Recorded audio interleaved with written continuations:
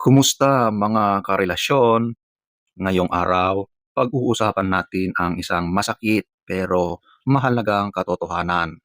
Totoo ba na kahit hindi ka naman talaga gusto ng isang babae, ay hindi ka niya ibabasted basta may napapala siya sa'yo? Halika't samahan mo ako sa isang malalim na usapan tungkol sa pag-asa, pagpapakatanga, at ang manipis na linyang naghihiwalay sa tunay na pagmamahal at pagsasamantala. Maganda man ang intensyon mo minsan, hindi sapat ang pagbibigay para mahalin ka. So, huwag na tayong magpaligoy-ligoy, ating aalamin. So, ang part 1 natin, bakit nga ba hindi agad binabasted ng babae ang lalaking nagbibigay kahit hindi niya gusto? Alamin natin ang mga dahilan. Number 1, dahil may convenience o kaginhawaan na nakukuha. Hindi na natin maikakaila may mga babae na nananatili sa isang relasyon dahil may benepisyo silang nakukuha. Libreng pagkain, pamasahe, regalo, pera, at minsan emotional support. Hindi ka man niya mahal, pero nagiging convenient option ka sa buhay niya. Number 2, emotional security. Ikaw yung taong pinupuntahan niya kapag malungkot siya, stressed, may problema, o pag wala ng iba. Hindi dahil mahal ka niya, kundi dahil alam niyang nandyan ka lagi. Hindi ka niya ibabasted kasi ayaw niyang mawala ang comfort zone niya, kahit hindi ikaw ang laman ng puso niya. Number 3, pinapaasa ka. May mga babae ring hindi agad bumibitaw o nang babasted kasi ayaw nilang masaktan ka. Pero sa totoo lang, mas masakit ang paasa kaysa diretso. Minsan ang kabaitan na yan ay nagiging dahilan kung bakit ka umaasa ng mas matagal. Number 4, back up ka. Ikaw ay isang reserba. Ito ang masakit sa lahat. Ginagamit ka bilang panakipbutas. Kapag hindi uubra yung crush niya o yung gusto niya, ikaw ang fallback.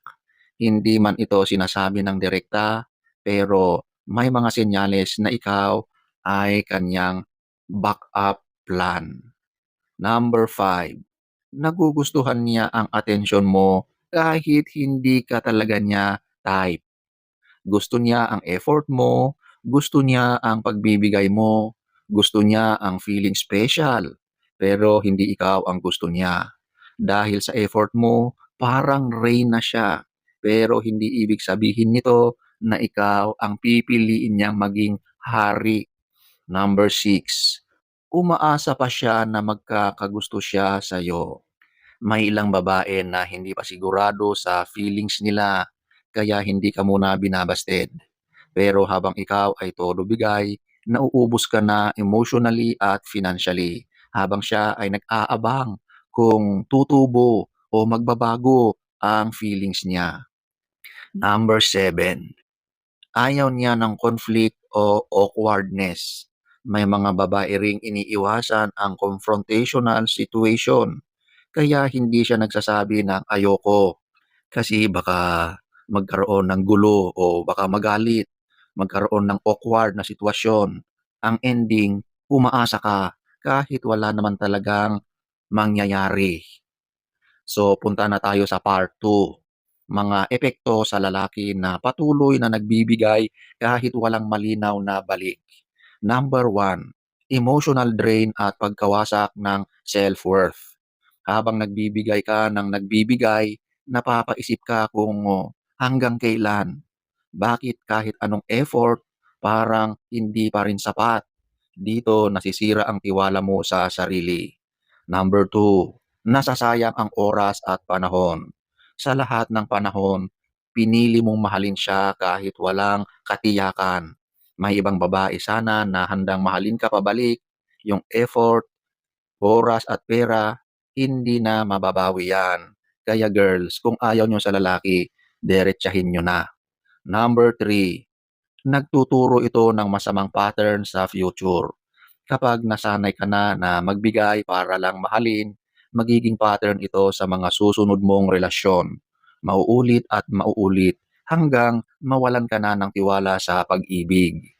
Part 3. Paano mo malalaman kung ginagamit ka lang o talagang may pagtingin siya sa'yo? Number 1. Nag-e-effort din ba siya pabalik kahit maliliit na bagay? Minsan kahit simpleng thank you o gesture, sapat na para malaman mong hindi ka lang ginagamit o pinagsasamantalahan.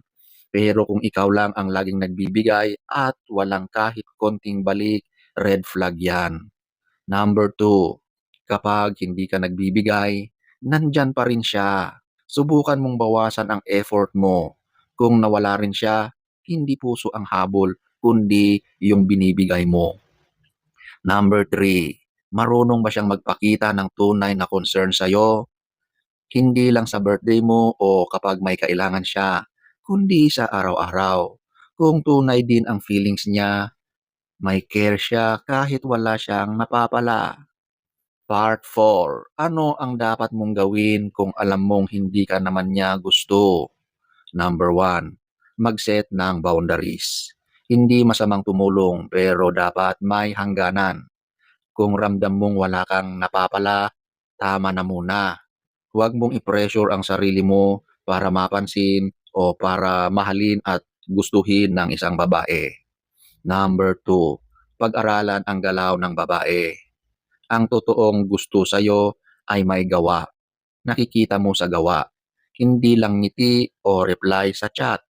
Kung laging generic o walang laman ang sagot niya, laging busy pero mabilis sumagot kapag nililibre or may ibinibigay ka, alam mo na. Number 3, i-value mo ang sarili mo.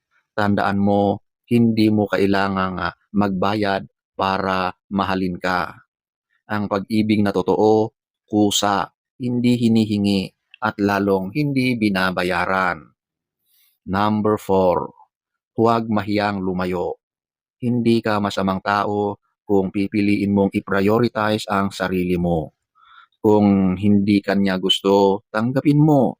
Masakit man pero may ibang taong makikita ang halaga mo kahit hindi ka nagbibigay ng kahit ano.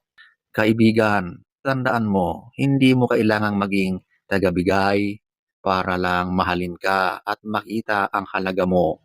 Ang tunay na pagmamahal hindi nasusukat sa dami ng ibinigay mo, kundi sa sinseridad ng dalawang taong bukas sa isa't isa.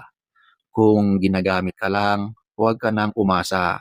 Marami pa riyan na mas deserving ng effort at pagmamahal mo. So sana ay nagustuhan nyo ang ating topic for today. Next story time. Don't forget to subscribe.